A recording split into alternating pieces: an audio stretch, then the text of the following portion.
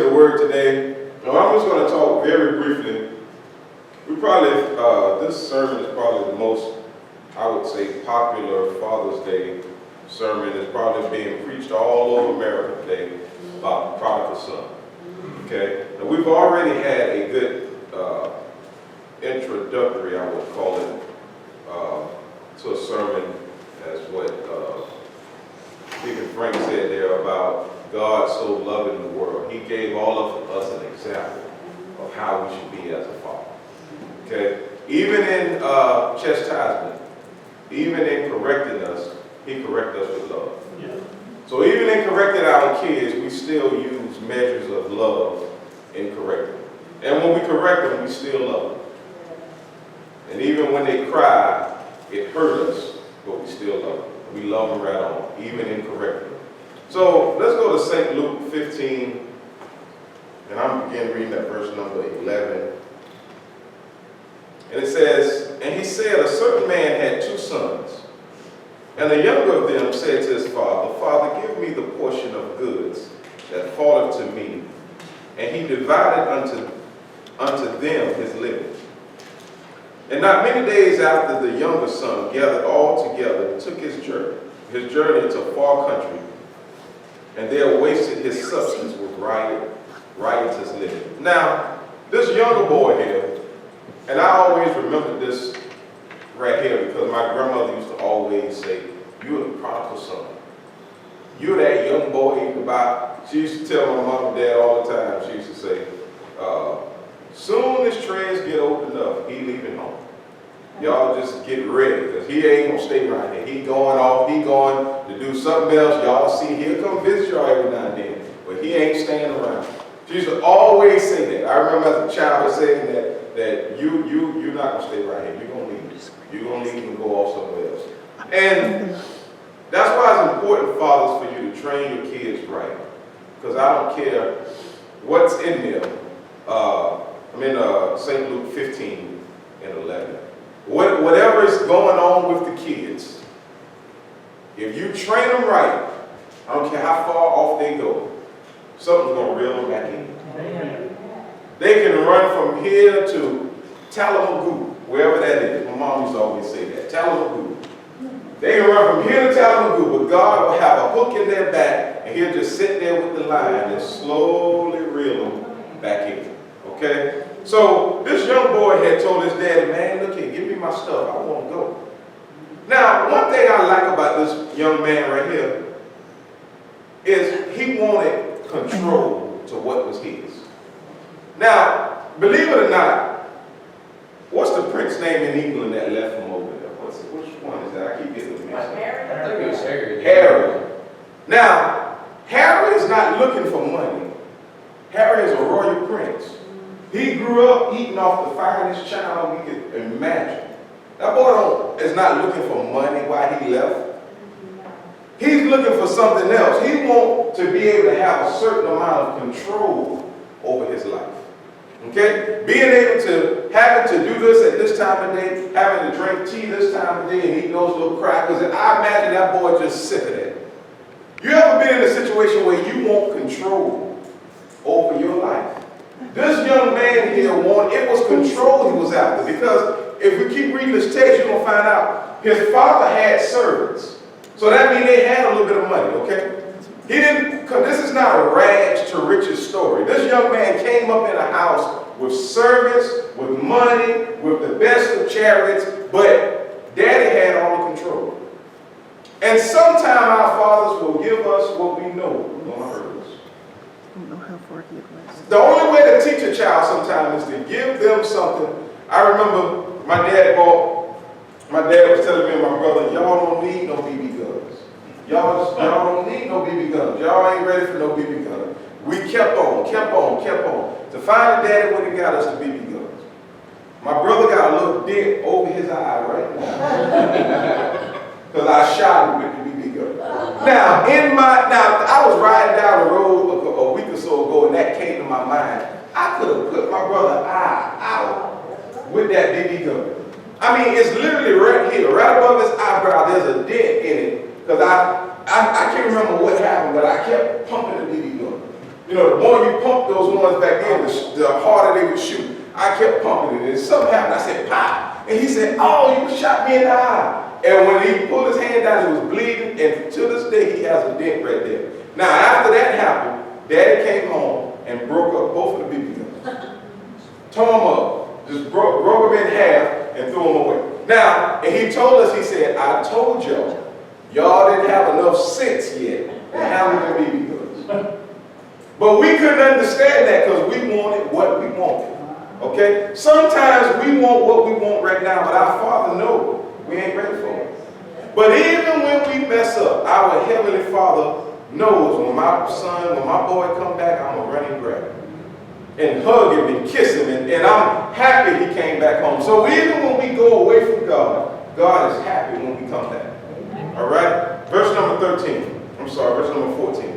And when he had spent all, there arose a mighty famine in that land, and he began to be in want. And he went and joined himself to a citizen of that country, and he sent him into the fields to feed swine. Now, the one thing I like about this young boy, his daddy must have taught him this. When times got hard, what did he do? Got a job. He went to work.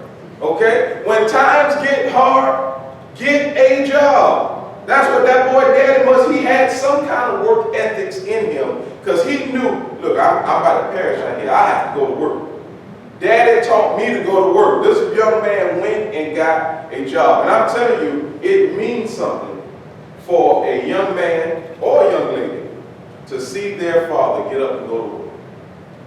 That helps shape them into the person they're going to become. To see their daddy go to work. Okay? As a child, my daddy always worked. And it was almost as a child, I used to say to myself, I would want him to come to our basketball games and this and that. And, you know, he would always be on the working or on the road doing something. And if he was in town, he was coming. Point blank. If he was home and we had a basketball game or football game, Daddy was going to be there. But most of the time, Mama took us because my daddy was always working. But now, the older I got, I started realizing Mama drove a nice car all the time. Mama, and Mama didn't work. But that didn't come free. Somebody had to pay that sacrifice, and Daddy had to go to work. So, we as men, we have to instill that in our kids. You have to work. We have to teach them, you have to get up, get a job, and go to work. Okay? It's not a good thing in the morning time, 6, 7 o'clock, Daddy's pushing, kicking Mama out of bed to go to work, and he's laying home sleeping. He don't have a job, but he's making the wife go out and work. The boy, at some point, the son gonna be like, wait a minute now. Why Mama got to go to work all the time and you stay home, Daddy? In some instances, I was telling the guy the other day, I said, man, he was telling me, he said, I got to go, man. I got to go home and cook dinner. I said, oh, you cooking for your wife tonight? He said, well, I cook every night. I said, well, I said, you get home in time enough to cook every night? He said, oh, well, I ain't working the last 6 years. I was waiting on my disability. When he was saying that, I was so ready to get away from him. He just started making me itch. I was just thinking to myself, like, literally, she's going to work every day. So for the last 6 years, you're telling me you've been home, waiting on disability to come through. Well, what if disability don't come through?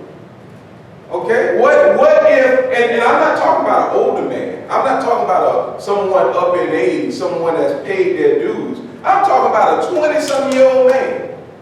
And I'm like, you just worked in my yard all day with an axe. You're able to work. You're able to get on a job. There's no such thing as you need disability. I watch you swing this axe all day, okay? So you literally can go get on a job, but you want something for nothing. And you'll be surprised how many people in society want something for nothing. And you know what always kills me is that, have y'all ever noticed that if you are a hard worker and you try to provide for your family and you try to do things the right way, you notice how society is not set up to help you? But if you don't want to work, you can get help anywhere. You can go any place and people will help you. They will give you this, they will give you that. But if you are a man that's working and struggling to make ends meet and go and say, hey, look, I have a job, but I'm about $75 short on my light bill. Trust me, you will have, well, this program ain't for people that's working. It's for people that's not working. I'm like, well, it seems like to me, you should help the people that are trying to make ends meet. Those that are just not trying to do anything, okay? Like my mom used to say, nothing from nothing leaves nothing. Amen. Nothing, it leaves nothing, okay? Next verse number 16.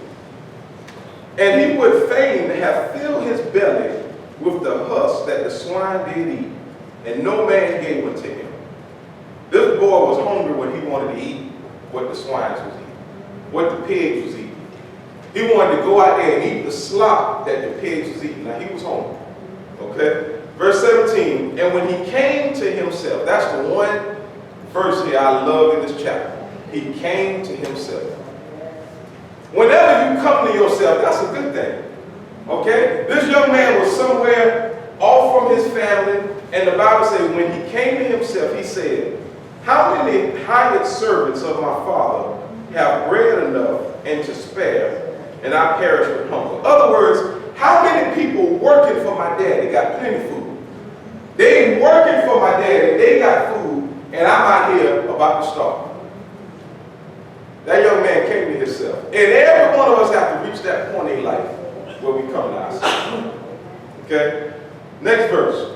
I will arise and go to my father, and I will say unto him, Father, I have sinned against heaven and before thee, and I'm no more worthy to be called thy son.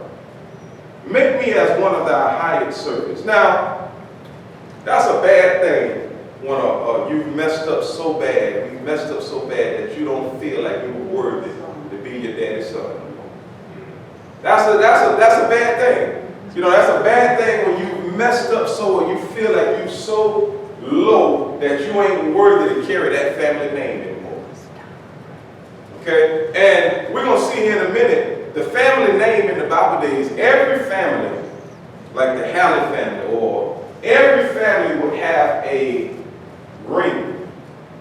And that ring was what signified you as the male, one of the males in that family. Okay? The ring was important in the Bible days because each family had a certain ring and it signified the family. You knew that that was the Barwick family, or that was this family, or that family by the ring they wore. And we're going to see this boy had lost what identified him as his father's son.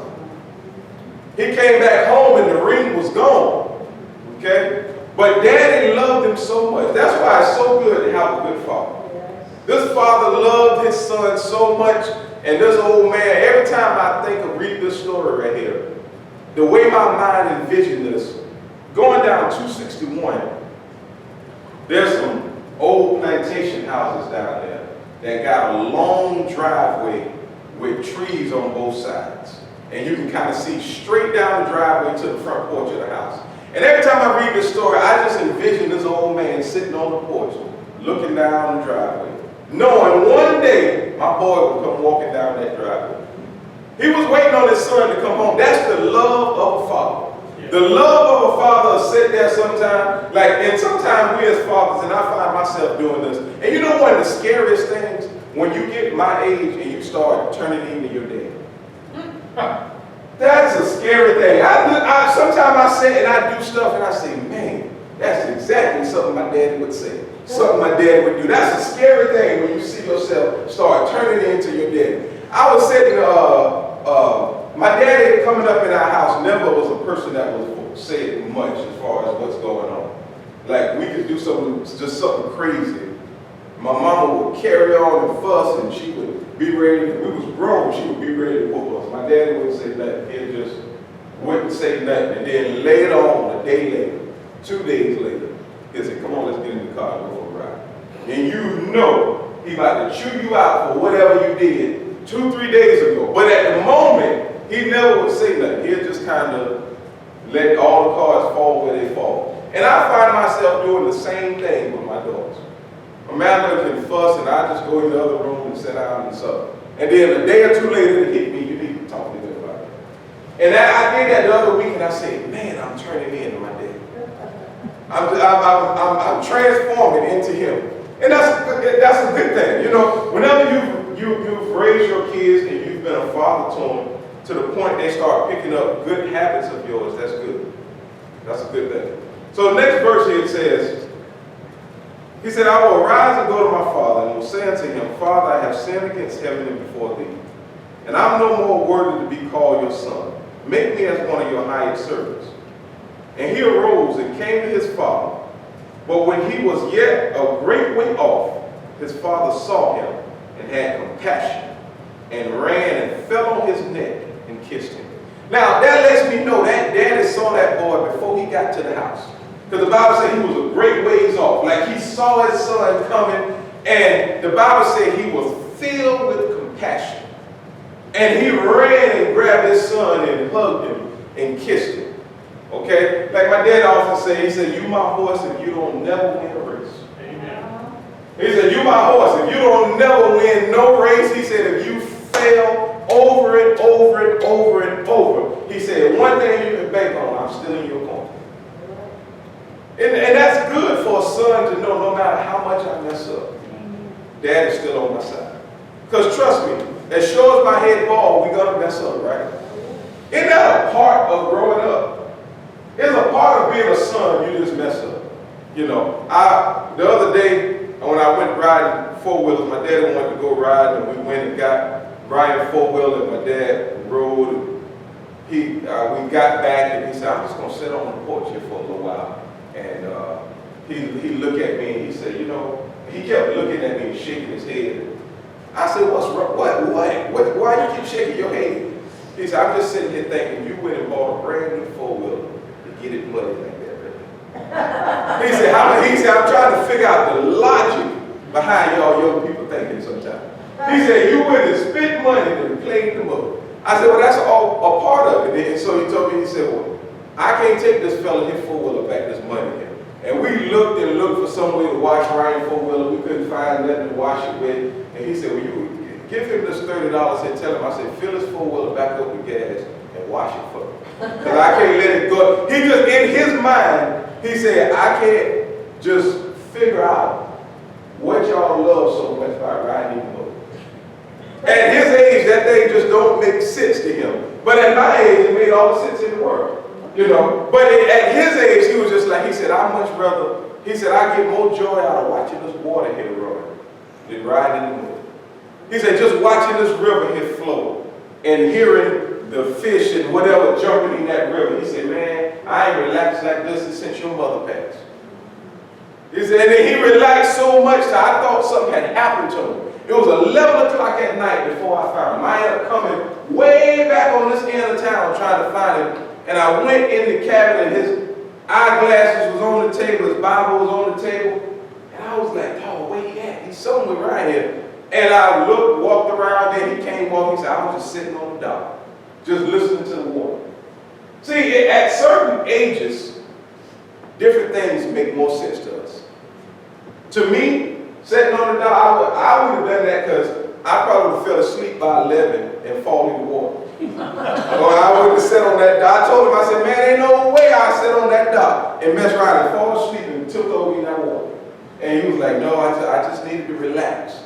So at different stages in life, different things are important to us. Okay, our fathers, what I hold at esteem at my age and what he holds at esteem in his age are two different places now. But at the end of the day, what a father gives to his child, his son or his daughter, lasts forever. Okay? It's going to outlast you. All right, next verse. But the son said unto him, Father, I have sinned against heaven and in your sight, and I'm no more worthy to be called thy son. But the father said to his servant, bring forth the best robe and put it on him, and put a ring on his hand and shoes on his feet. Now, this young man came home ragged. That's probably why the father had so much compassion on him. Okay, I don't care. Do you realize I don't care what your child has done. I don't don't care what they've done. When you see your child out there looking a certain way, looking beat down, depressed, that mother's love or that father's love, that thing's going to stir in your heart. Okay? I heard a story. My daddy told me a story one time of a man that was supposed to be executed at 1:15 on a Monday. And he said when they at 1 o'clock on a Monday, and he said when it was time for the execution, they were sitting there, literally had the rope around his neck, waiting on the church bell to ring so they could go ahead with the execution.